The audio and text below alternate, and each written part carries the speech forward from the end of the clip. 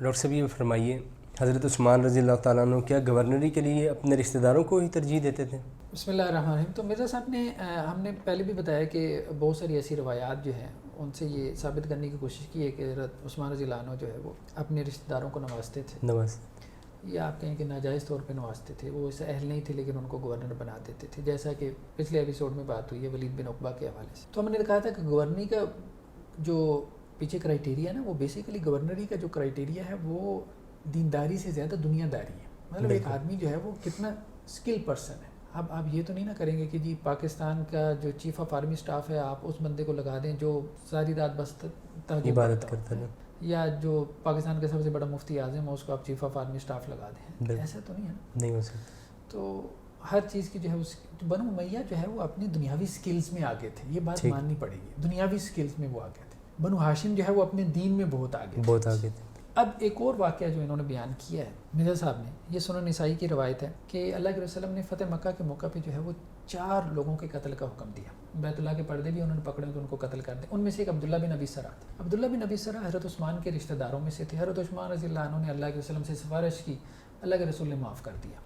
Basically یہ صاحب جو تھے یہ پہلے انہوں نے اسلام قبول کیا اور اللہ کے رسول وسلم کے کاتب بھی رہے. ٹھیک ہے، خط و کتابت کرتے تھے اللہ کے وسلم کے لیے. تو پھر بعد میں یہ مرتد ہو گئے، دار اسلام سے نکل گیا. بعد میں پھر انہوں نے جو ہے وہ معافی مانگ کے اسلام قبول کر لیا. تو ان کے اسلام کو رسول اللہ علیہ وسلم نے قبول کر لیا، ایکسیپٹ کر لیا. یہ سنن نسائی کی روایت ہے.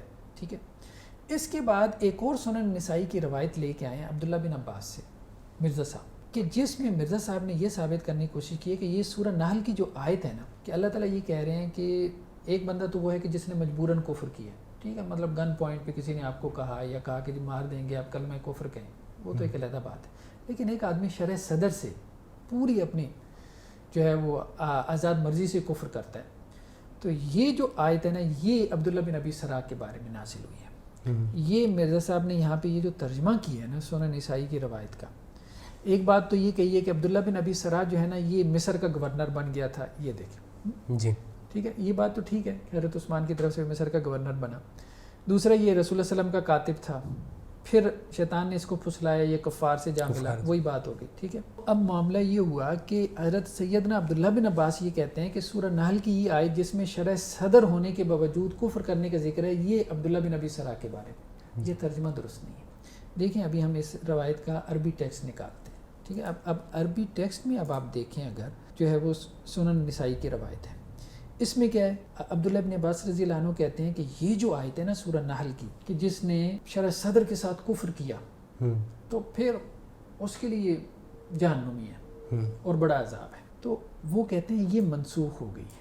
یہ آیت کیا ہے؟ منسوخ ہو گئی ہے. اس کی ناسخ کون سی آیت ہے؟ یہ والی، کہ بھائی جس نے شرح صدر سے کفر کر لیا پوری اپنی آزاد مرضی سے، وہ جہنم سے جانے سے بچ سکتا ہے اگر دوبارہ مسلمان ہو جائے تو.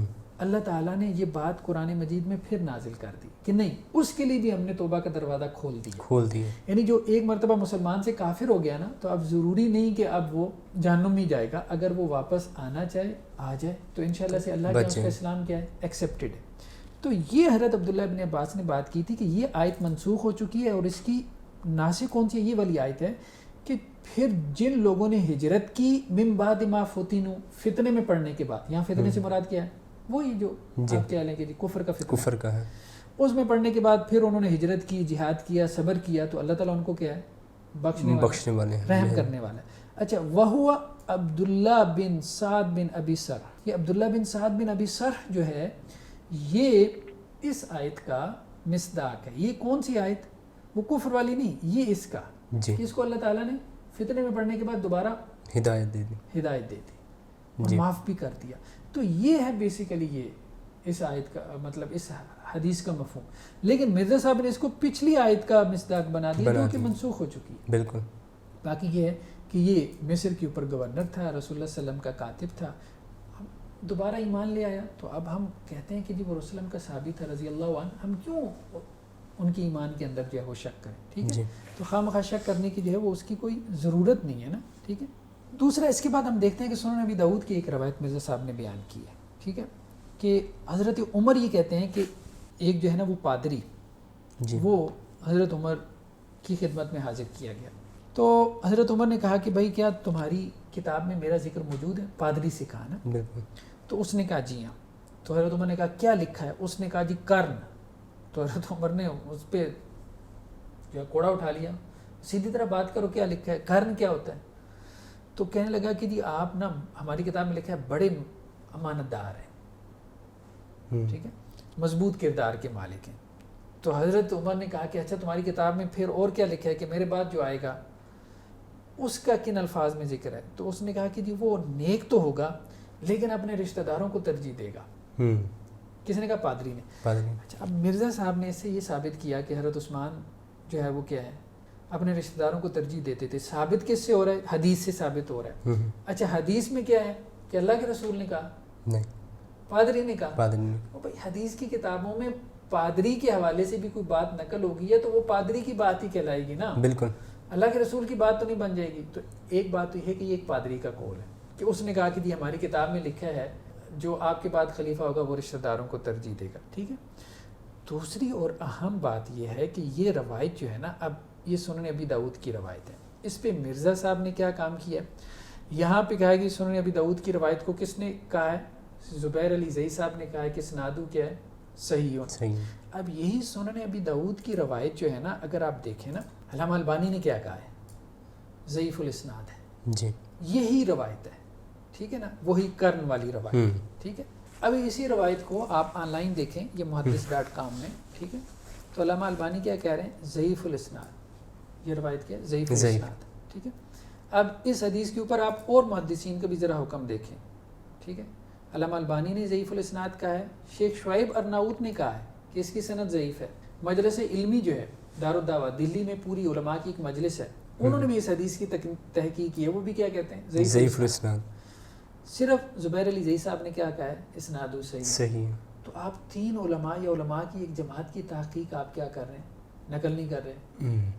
مطلب اب آپ دیکھیں نا, علامہ البانی صاحب آپ کے سورسز میں ہیں, آپ ان کی تحقیق نقل کرتے ہیں. شیخ شعیب ارناؤت ان کی سورسز میں, ان کی تحقیق نقل کرتے ہیں. یہاں کیا ہے کہ ان حضرات کی تحقیق اس حدیث کے حوالے سے کیا کر رہے ہیں؟ چھپا رہے ہیں تاکہ میرا مقدمہ ثابت ہو جائے.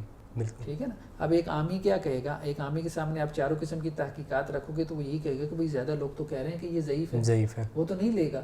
اگر آپ ان چاروں کی تحقیقی بیان کر دیں, اگر آپ اتنے انبائسڈ ہیں, چاروں کا حکم بیان کر دیں نا کہ فلاں نے یہ کہا, فلاں نے یہ کہا, تو ایک عام آدمی کس طرف جائے گا؟ یار یہ روایت ضعیف ہے, مرزا صاحب کیا ضرورت تھی بیان کرنے کی. لیکن مرزا صاحب نے کیا کیا؟ جس ایک بندے نے صحیح کہا اس کی تو نقل کر دی تحقیق, زبیر علی زئی صاحب, باقیوں کی جو ہے.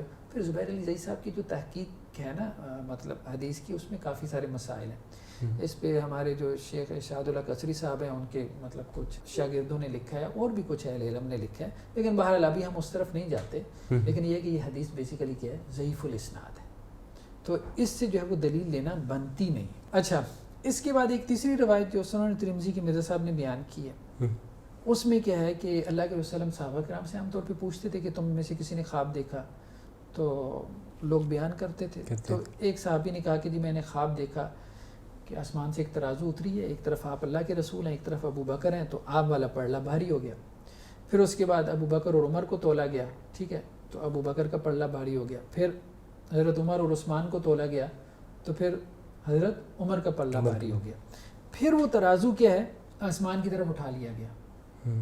اب اس میں کیا کریں؟ حالانکہ واضح طور پہ روایت میں ذکر ہے کہ حضرت عثمان کا وزن کیا گیا جی, لیکن مرزا صاحب بریکٹس میں کیا کہتے ہیں کہ جی نہیں, یہاں نہ صرف حضرت عمر تک کا معاملہ تھا, حضرت عثمان کے زمانے میں کیا ہے؟ تغیرات آنا شروع ہو گئے.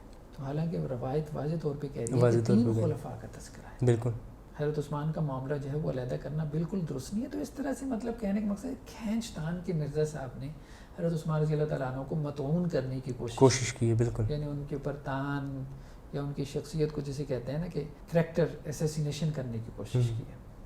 بالکل.